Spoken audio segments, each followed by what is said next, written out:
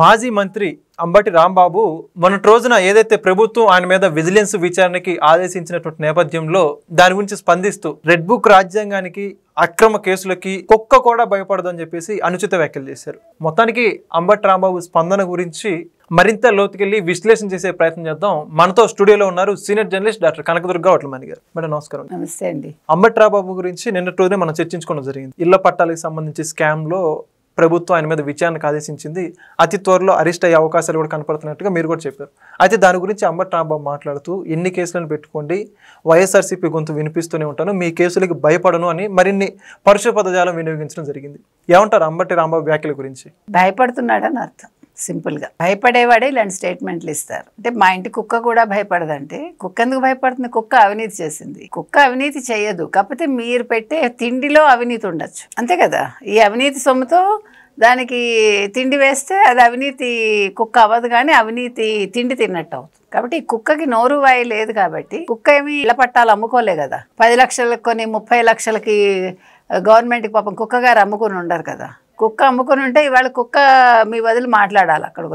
ఎక్కడికి వచ్చి మైక్ ముందుకు వచ్చి భౌమని నేను కాదు చేసింది, రాంబాబు గారు చేశారని చెప్తుంది. కాబట్టి కుక్కలు మాట్లాడలేవు కాబట్టి కుక్కలకు సంబంధం ఉండదు. కాకపోతే కుక్కను పెంచుకునే మనుషులకు సంబంధం ఉండొచ్చు, లేదా కుక్క ఓనర్స్కి సంబంధం ఉండొచ్చు. అంటే లాజిక్లు చాలా మిస్ అయిపోయి చాలా తెలివిగా మాట్లాడుతున్నాను ఒకవేళ అంబటి రాంబాబు గారు భ్రమపడితే ఆయనకి చెప్తున్నాం మనం. ఆయన లాయర్ కూడా అనుకుంటా. అంటే అడ్వకేట్లు ఈ రకంగా మాట్లాడతారో మనకు తెలియదు. తెలివైన అడ్వకేట్స్ నేను చూసా కానీ ఇట్లాంటి అడ్వకేట్స్ నాకు తెలియదు. నేను మహా సీనియర్స్ని చూశాను, నేను మంచి జడ్జెస్ని చూశాను నేను కోర్టుల్లో. అద్భుతంగా వాళ్ళు ఇచ్చే జడ్జిమెంట్లు కావచ్చు, అంటే నిరాడంబరంగా ఉండి ఎటువంటి లంచాలు తీసుకోకుండా జయలలిత కేసుని ట్యాకిల్ చేసిన జడ్జిని చూశాను నేను, అయ్యంగార్ అని. అంటే అలాంటి వాళ్ళని చూస్తే మనకు రెస్పెక్ట్ వస్తుంది. ఇలాంటి వాళ్ళు మాట్లాడుతుంటే పిచ్చివాగుడు అనాలా, లేకపోతే భ్రమించి మాట్లాడుతున్నారు అనుకోవాలా, లేదు భయంతో మాట్లాడుతున్నారు అనుకోవాలా అనేది మనకు తెలియదు. నిన్న మనం మాట్లాడాము ఆయన అవినీతి గురించి. 1 ఎకరా 10 లక్షలకు కొని 30 లక్షలకు ఎవడైనా గవర్నమెంట్కి అమ్ముతాడా? గవర్నమెంట్ ఎలా కొనుక్కుంటుంది అసలు? ఇప్పుడు 1000 కోట్లు ఈయన సంపాదించుకుని ఉంటాడండి అందాజా. ఓకే, మేబీ మనం విన్నది వైసీపీ హయాంలో అంటే చోటా మోటా నాయకులు 1000 కోట్లకి తక్కువ సంపాదించుకోలేదు అని మనం విన్నాం. ఇప్పుడు అంబటి రాంబాబు గారు ఎగిరెగిరి పడ్డానికి ఆ 1000 కోట్లే కారణమా? ఆ భయంతో ఆయన మాటికి వచ్చి జగన్మోహన్ రెడ్డిని వెనకేసుకొచ్చి మాట్లాడుతున్నారా? అంటే అంబటి రాంబాబు చోట మోట నాయకుడు అంటే మాజీ మంత్రిగా పనిచేశాడు. ఆయన పైగా వైఎస్ఆర్సీపీలో గ్రేడ్ 1, 2 నాయకుడిగా చెప్పుకుంటూ ఉంటారు. ఎవరు చెప్పారు? అంబటి రాంబాబు గారు. నేను చెప్పుకుంటాను, దాందే ఉంది. నేను గొప్పవాడిని అనుకుంటూ ఉంటాను నన్ను ఎవరు గుర్తించినప్పుడు. ఇప్పుడు అంబటి రాంబాబు అంత గొప్పవాడైతే సజ్జల స్థాయిలో ఉండాలిగా. ఒకవేళ నెంబర్ 1 అయితే వీళ్ళందరి అబవు సజ్జలు కదా. ఈవెన్ జగన్మోహన్ రెడ్డి పైనే సజ్జలు కదా. ఇప్పుడు అంబటి రాంబాబు లాంటి వాళ్ళు ఆటలు అరటిపండు అంటారు చూడండి, అట్లా వాళ్ళు ఇలాగే ఉంటారు, ఇలాగే మాట్లాడతారు. కాబట్టి నేను ఆయన గొప్ప నాయకుడు నాకు అనవసరం, డయాఫ్రమ్ వాల్ అంటే ఏంటో నాకు తెలియదు అన్నాడు పెద్ద మనిషి. నాకు తెలియదు అసలు పోలవరం ప్రాజెక్ట్ గురించి, చంద్రబాబు నాయుడుకి కూడా తెలియదు అన్నాడు. సరే పోన్లే, నీకు తెలియదు అంటే అందులో అర్థం ఉంది. మధ్యలో చంద్రబాబు నాయుడు గారికి తెలియదని మీరు స్టేట్మెంట్ ఇవ్వడం ఏంటి? ఆయనకి తెలియకపోతే ఎవరికి తెలియదు అంటే కాదు. No, you can compare with so many people except Chandrababu Naidu garu. అంటే ఏ రకంగానూ మీరు సమవుజ్జి కాదు వారికి. చంద్రబాబు నాయుడు గారికి తెలియకపోతే 4వ సారి ముఖ్యమంత్రి అవ్వరు. For your kind information, Chandrababu Naidu గారికి నాలెడ్జ్ ఉంది, చంద్రబాబు నాయుడు గారు అభివృద్ధి చేస్తారు. ఇవాళ ఎన్ఆర్ఐస్ వచ్చి దే ఆర్ టాకింగ్. ఇవాళ హైదరాబాద్ చూస్తుంటే వాళ్ళకి చాలా ఆనందంగా ఉంది.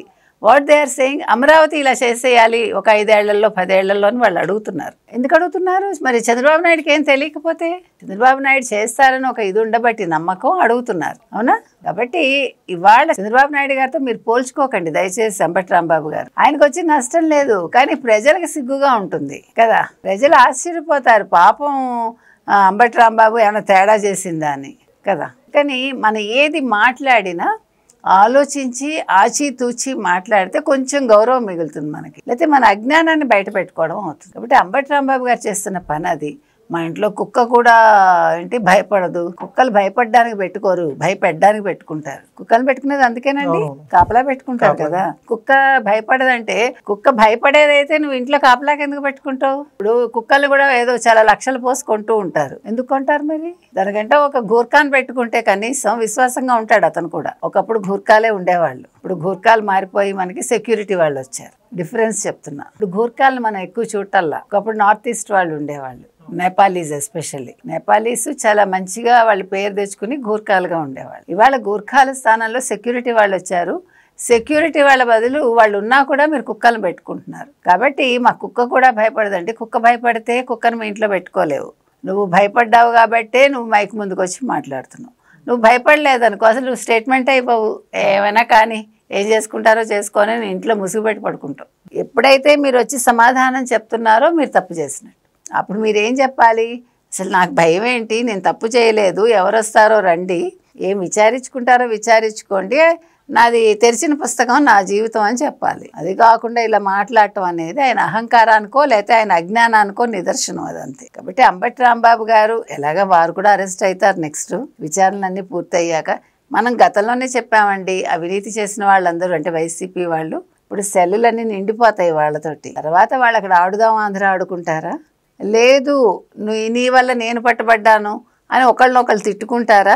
ఆ తిట్టుకోవడంలో ఇంకా ఏమైనా దాచిపెట్టిన ఏమైనా ఉంటే బయటకు వస్తాయని మనం చెప్తున్నాం. కాబట్టి అందరినీ ఒకే చోట వేసేస్తే ఒక్కొక్క రూమ్ ఇచ్చేసి మీరు వీడియో ఆన్ చేసి ఉంచాలి. ఎప్పుడు కూడా కెమెరా ఆన్ చేసి ఉంచితే మనకి అప్పుడు నిజాలు ఇంకా బాగా బయటకు వస్తాయి. ప్లస్ ప్రజలకు కూడా నిజాలు తెలుస్తాయి. కానీ ఏదేమైనా అంబటి రాంబాబు గారు రెడీగా ఉండండి విచారణకి అని చెప్తున్నాం.